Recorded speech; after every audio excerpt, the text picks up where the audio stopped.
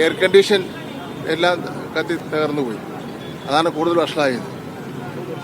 കൂടുതൽ അന്വേഷണം ആവശ്യമാണ്. അതൊന്നുമില്ല. അല്ല, ഞാനിപ്പോൾ ഇവിടെ വന്നേ ഉള്ളൂ. കൂടുതൽ അന്വേഷണം നടത്തിയിട്ട് പറയാം. ഈ സ്ഥാപനത്തിലേക്ക് കയറി പോകാനും തിരിച്ചറിയാനും ചെറിയൊരു വഴി മാത്രമാണ് ഉള്ളത്.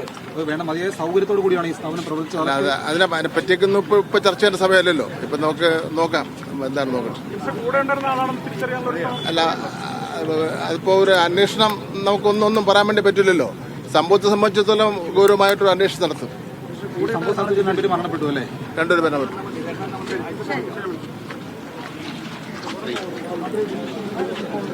മന്ത്രി വി ശിവൻകുട്ടിയുടെ പ്രതികരണമാണ്. കൂടുതൽ കാര്യങ്ങൾ അന്വേഷിച്ച ശേഷം പ്രതികരിക്കാമെന്നാണ് അദ്ദേഹം പറയുന്നത്. AC പൊട്ടിത്തെറിച്ചതാണ് അപകടം കൂടുതൽ ആഘാതത്തിലേക്ക് നീങ്ങാൻ കാരണമായത് എന്നാണ് അദ്ദേഹവും പറയുന്നത്. ഇപ്പോൾ ഫോറൻസിക് സംഘവും അതുപോലെ തന്നെ കൂടുതൽ ഉദ്യോഗസ്ഥരും അവിടെ എത്തി പരിശോധിക്കുകയാണ്.